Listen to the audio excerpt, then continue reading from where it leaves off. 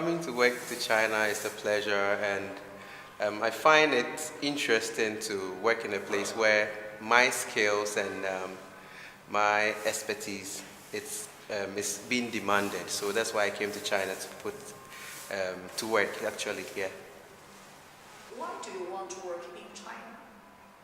Well, actually, my story goes back 15 years. I come to China I had a business overseas, and I came to China to look at doing some business. And I was told only way you can do business is you need relationships in China. You need to know people. So this obviously takes time to develop, and a long time to build various trusts. So while I was in China, going from city to city, I was offered jobs. And thinking about coming to China, China is a place that has a long history, a lot of development, and I thought it may be good to see if I can foster good international relationships in China with various people. So my path has taken me from one way to another, but it's been good because I've passed on good information, and I am still building relationships at this stage. Yeah, of course. I like the work environment here. It's very friendly. The atmosphere, the kids, the teachers, everything is perfect. So I really like the environment here. The working environment is quite good. When I say quite good, the offices, the computers, really it's a very good type of environment to work in. Yes. Forgettable things. Yeah.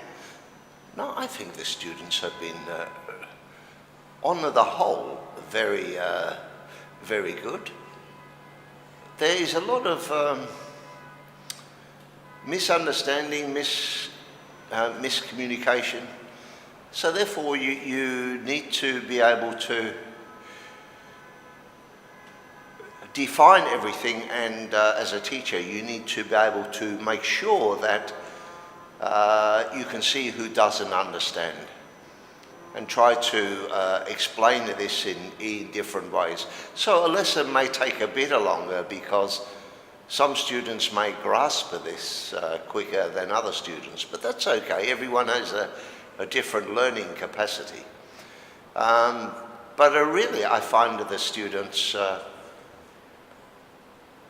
very good, very helpful, really, yes. There are so many unforgettable things, and choosing one is going to be difficult, but one that I would say is sometimes when you are going to class, it's like we have our personal issues and you are going to class and you are down, and I meet this student called Steven. He sees me and he goes like, "Hey Mac, can I give you a hug?" And I was like, yeah. He gave me a hug, and everything I was thinking about, everything I was worried about just went away. So I would say that was one of the unforgettable things. But every day, good things happen to us between we and the student. So I would say maybe that's just one of them. Well, I think you're never too old to learn. You're never too old to pass on other message, your experiences and messages. And it's a good benefit when you can see your interaction with students is paying off. After several lessons, you can see that they can start to understand things, start to see things in a positive, educated way that they may not have been able to before. But what you have to remember is I teach things with my knowledge, and every country's knowledge may be different. So therefore you need to allow those differences from one book to another. And that's something that you can explain to students. It's being flexible in the discovery of things, in the explanation of things, not to have a hard and fast rule.